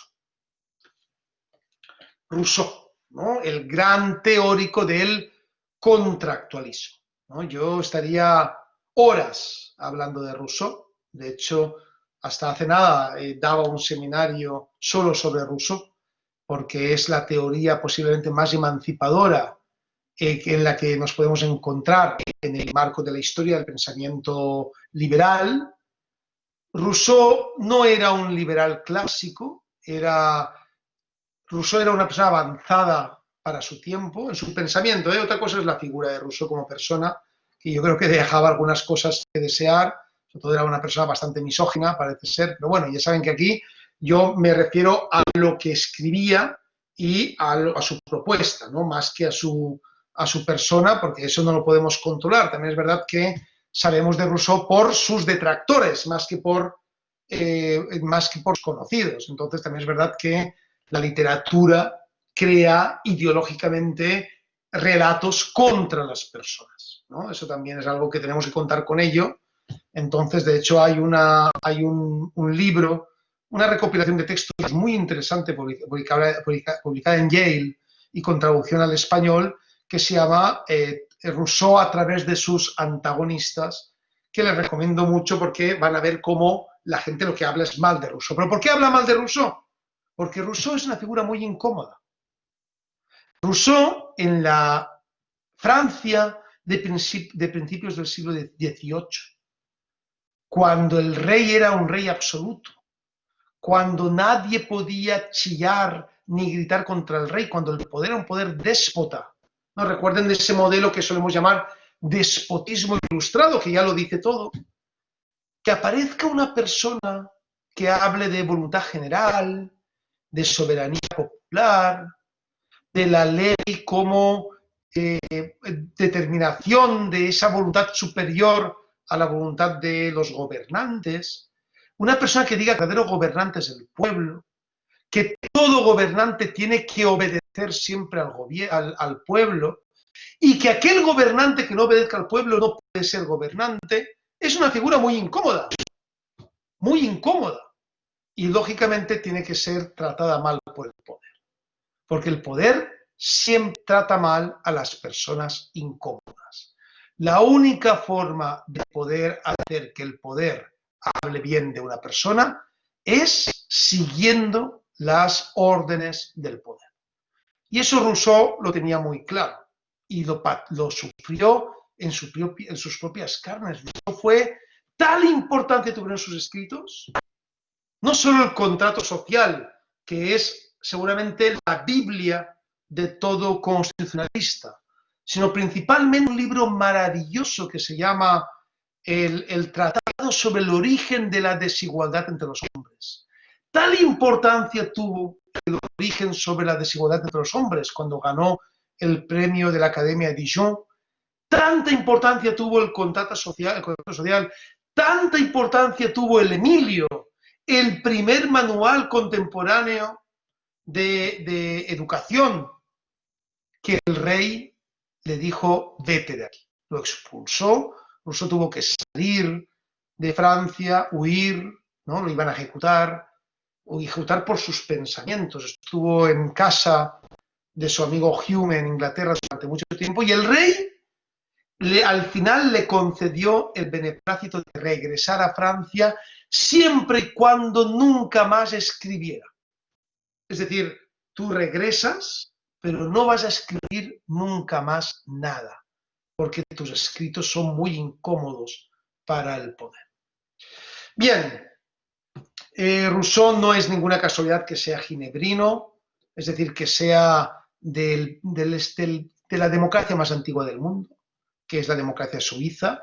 Suiza es un país, yo siempre comparo mucho Suiza con Bolivia, porque es un país, son muy parecidos, son países mediterráneos, o sea, en el sentido de que son países que están rodeados de tierra, son países cuya construcción fue muy cuestionada, por ser una construcción plurinacional. Suiza es un estado plurinacional. De hecho, ellos ni siquiera se llaman república, se llaman confederación, que seguramente es una de las traducciones más cercanas de Commonwealth. hablan diferentes idiomas. No hay un idioma suizo, eso no existe. Uno se va a Ginebra y hablan francés, y uno se va a, no sé, a Zúrich y hablan alemán, o se va a orillas del lago Como y hablan italiano. Todo el mundo se respeta. Los 4 idiomas son idiomas obligatorios en todas las escuelas suizas. No existe un presidente de la República suizo, eso no existe, sino que existe un parlamento federal que va nombrando a su presidente según la edad de la persona más antigua. Es decir, es una construcción plurinacional muy interesante. Yo creo que nadie ha hecho nunca ninguna comparación entre Bolivia y Suiza. Y si tienen que hacer un buen trabajo, un trabajo de maestría, quizás un tema interesante sería esa comparación, que les haría seguramente sorprendidos por la cantidad de elementos comunes que tienen la construcción boliviana y la Constitución suiza, y Suiza es la democracia más antigua del mundo. Es decir, cuando en España se cumplían las órdenes del rey, cuando en las colonias de América se cumplían las órdenes del rey, cuando en Francia se cumplían las órdenes del rey, en Suiza ya había asambleas que decidían cuál era su norma y cómo se aplicaba. Por eso no es ninguna casualidad que Rousseau sea de la ciudad en su momento tan democrática como Ginebra. Bien, como les comentaba, el contractualismo rousseauiano tiene 2 libros que quiero explicarles con cierto detalle para que entiendan cuáles son los elementos básicos del pensamiento rousseauiano. En primer lugar, el Tratado sobre el origen de la desigualdad entre los hombres, que lo que hace es centrarse en cómo debe ser el Estado, cómo debía ser el Estado natural. El Estado natural debía ser para Rousseau un Estado basado en hombres o en personas, ¿no? Salvajes, que viven en armonía con la naturaleza, pero que tienen unas ganas enormes de salir de ese estado natural, porque no utilizan la razón. Es curioso como uno de los libros de antropología publicados nunca, que es el último libro de Harari, que también le recomiendo enormemente, por cierto, cómo le da la razón a Rousseau, y al final le reconoce a Rousseau que efectivamente las personas, seguramente antes de la creación del Estado, eran colectividades que vagaban por el mundo, y eso lo explica muy bien en ese primer libro que les comento, que es el Tratado sobre el origen de la desigualdad entre los hombres, que es donde explica justamente por qué el hombre es desigual. El hombre es desigual, como explicaré mañana, por la aparición de la propiedad. Es la propiedad la que hace que el hombre sea desigual. Y en segundo lugar, esa maravillosa obra, nunca suficientemente leída, que se llama El contrato social y que es, como les comentaba, libro de cabecera de todos los constitucionalistas. Como quiero explayarme en el pensamiento rousseauiano, porque va a ser determinante para entender por qué la Constitución es normativa y por qué las decisiones del pueblo basadas en la soberanía popular son vinculantes, voy a dejar aquí esta parte de la explicación y voy a utilizar los últimos 10 minutos que nos quedan para escucharles, para resolver sus dudas y para que ustedes también planteen cuáles son sus intereses y cuál es su visión del asunto. Así que ahora ya quedo a disposición suya y espero sus palabras.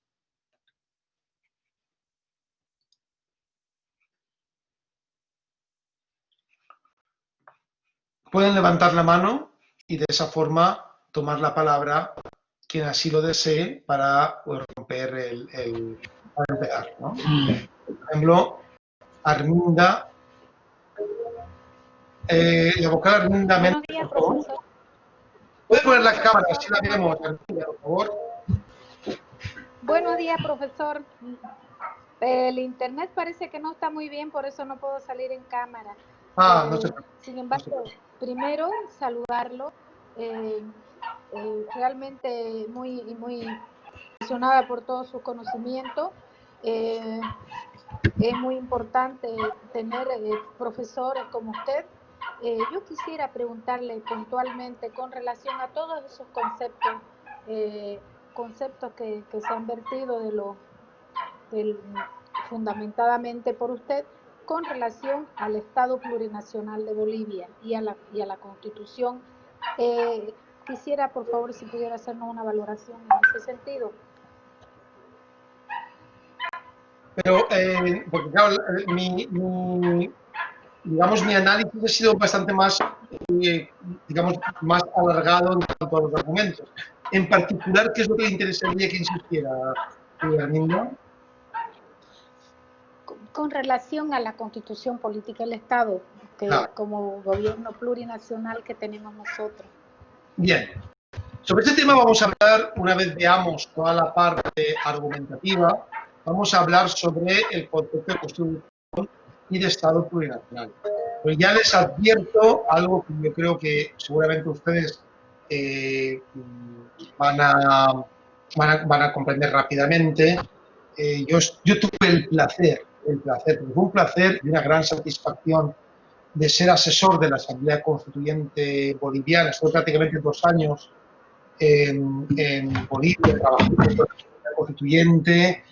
Estuve en todo el proceso de construcción democrático, donde yo veía cómo se estaba construyendo una constitución que daba paso a un nuevo tipo de Estado, el Estado plurinacional, basado en la voluntad de los pueblos indígenas, basado en la decisión, en el reconocimiento, en el autorreconocimiento de Bolivia como un Estado plurinacional. Y ustedes saben que ahora mismo la Constitución boliviana es uno de los pilares del pensamiento decolonial y emancipatorio mundial. Es decir, yo justamente mi primer trabajo como docente fue en Brasil. En Brasil no se había escrito hasta hace 8 años, no se había escrito ni una sola tesis doctoral sobre constitucionalismo boliviano.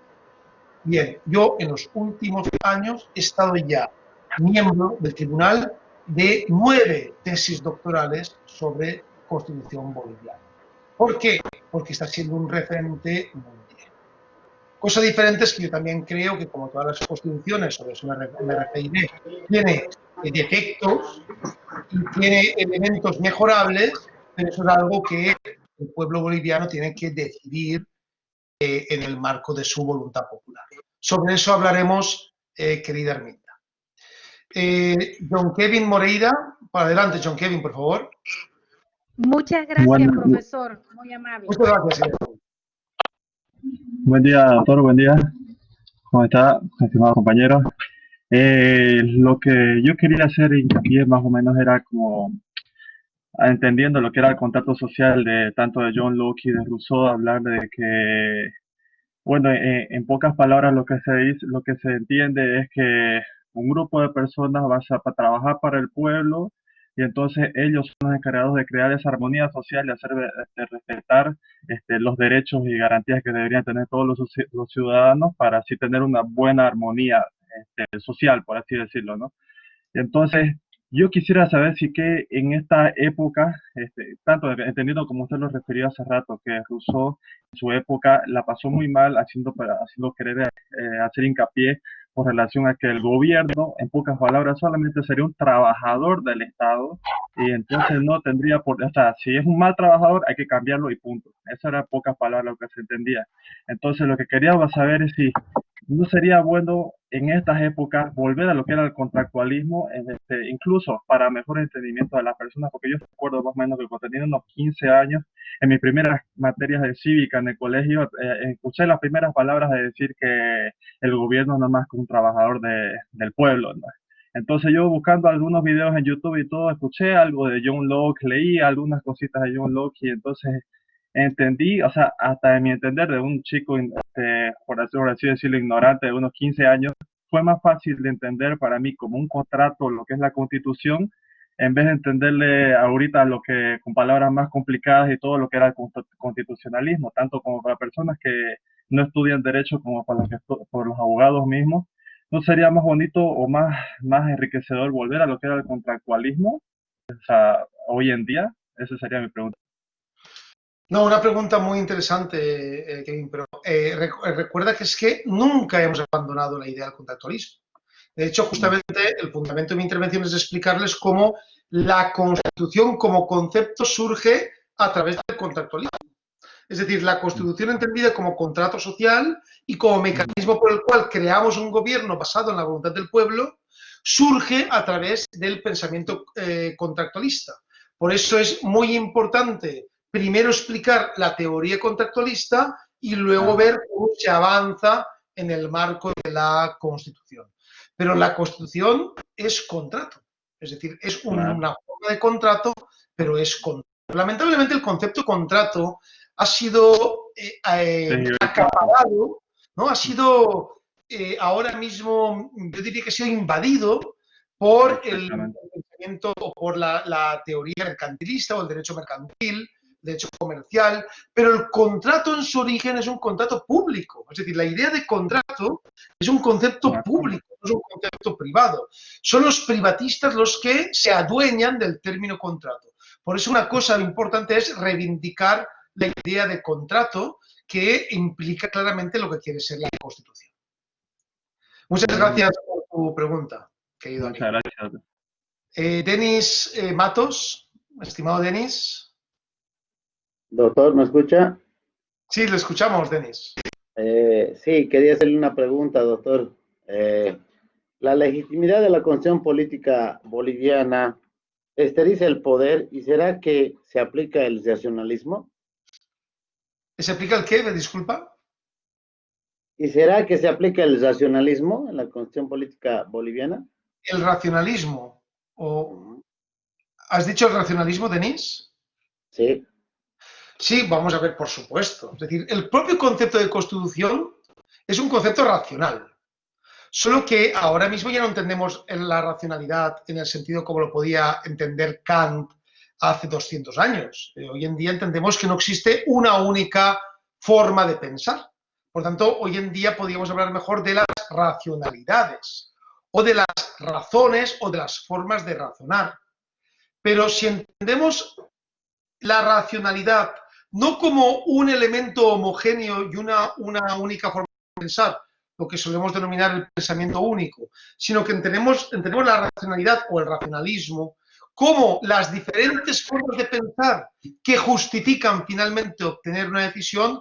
Por supuesto que nuestras constituciones son constituciones racionales porque provienen de la decisión política, por tanto provienen de la razón.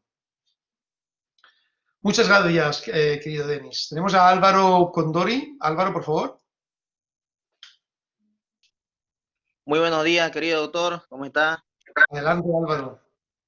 Bien, doctor, hemos estado escuchando atentamente su magistral exposición.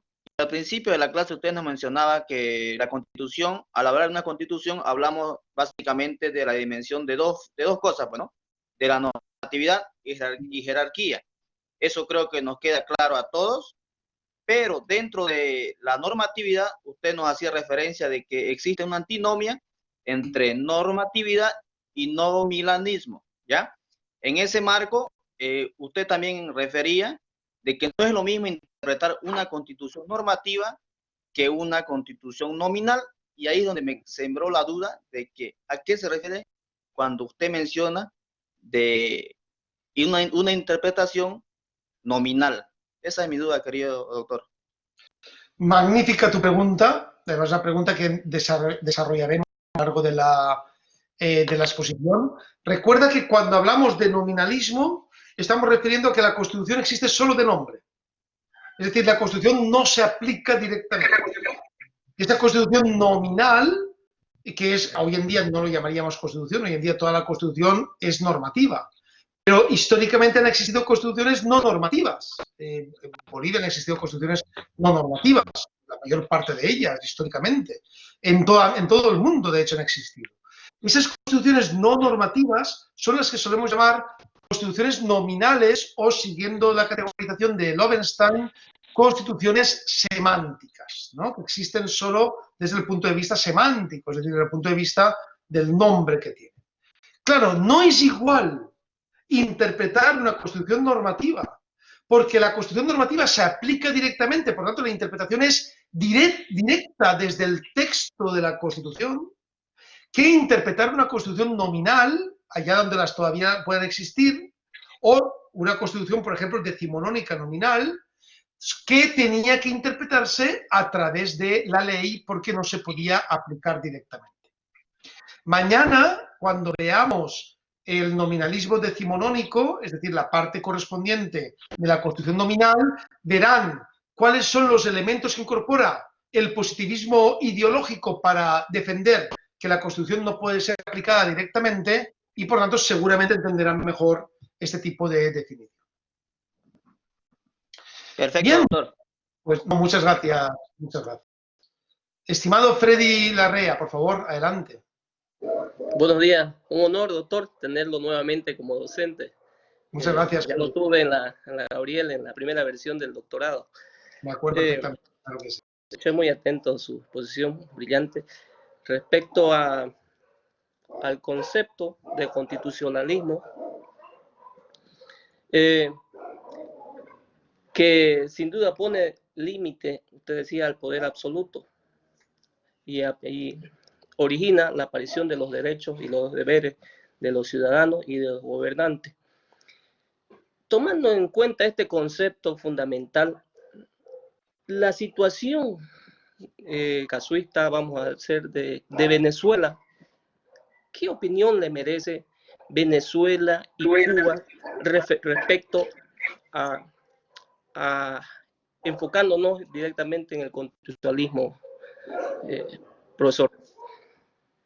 Pues una pregunta muy interesante, la que comentas. Claro, Cuba y Venezuela son dos cosas diferentes, ¿no? En Cuba no hay constitución democrática, nunca la ha habido, de hecho.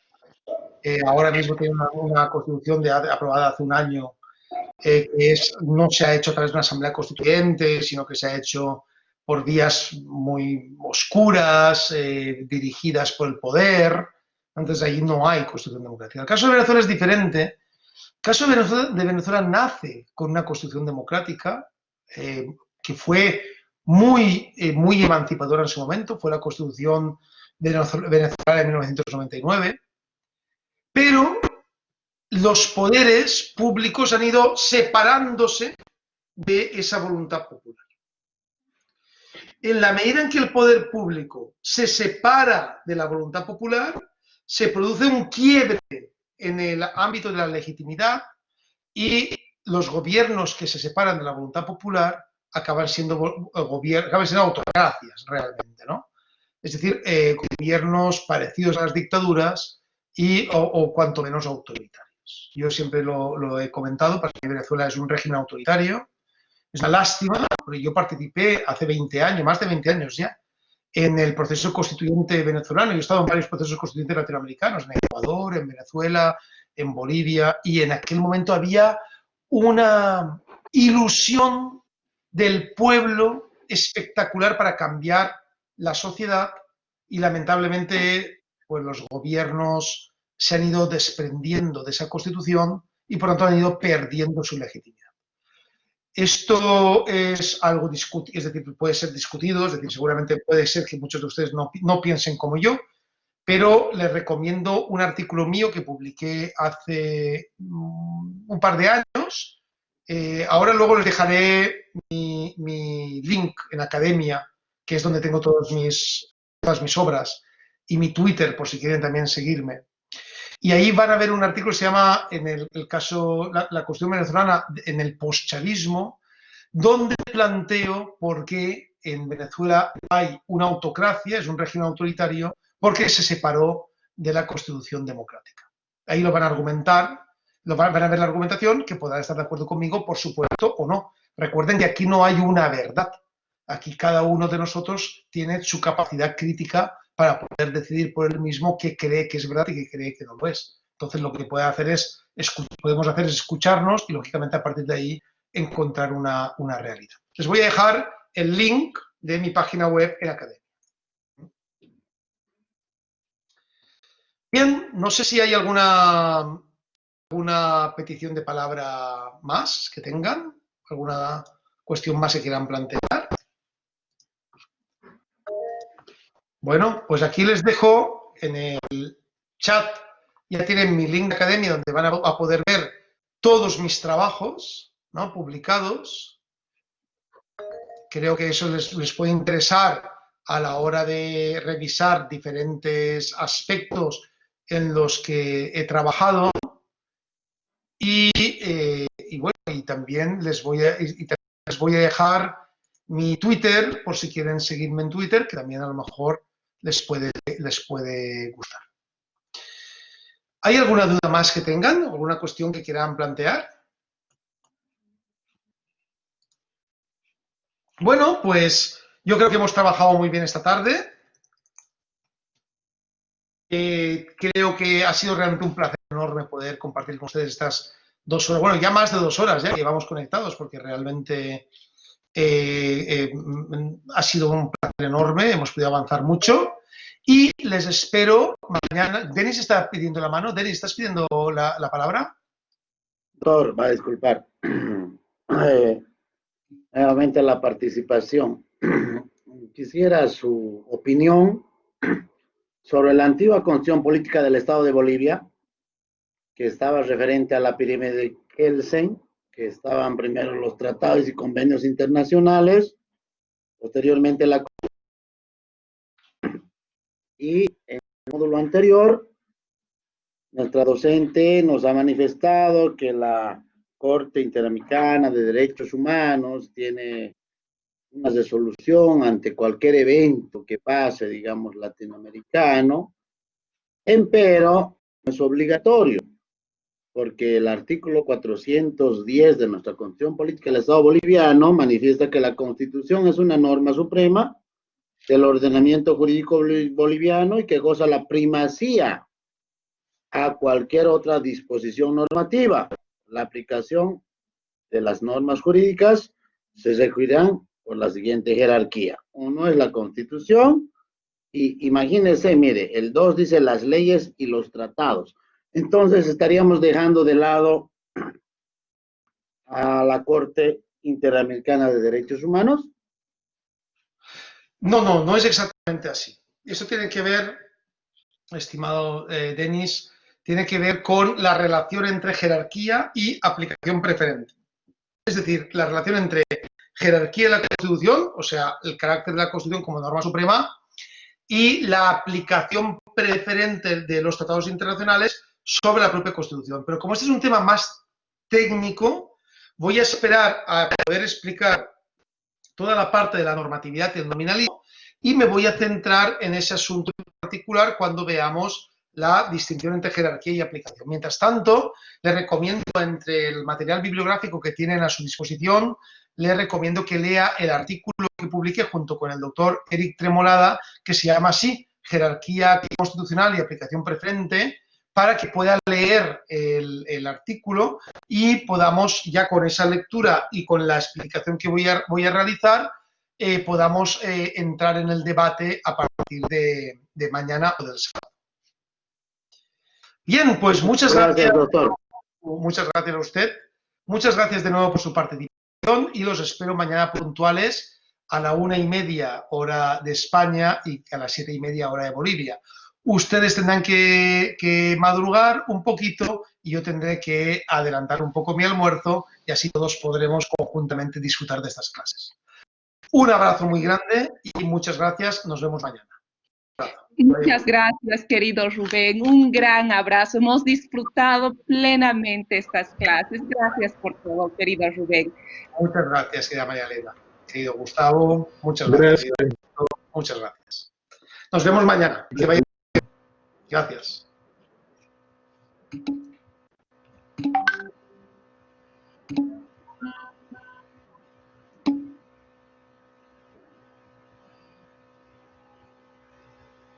Hasta luego, profesor. Hasta luego. Hasta luego. Hasta luego, querida doctora. Hasta luego, licenciado Gustavo. Nos vemos mañana. Puntuales, por favor. Hasta luego. Gracias. Todo. Hasta luego. Hasta luego. Hasta luego. Gracias a todos por su atención.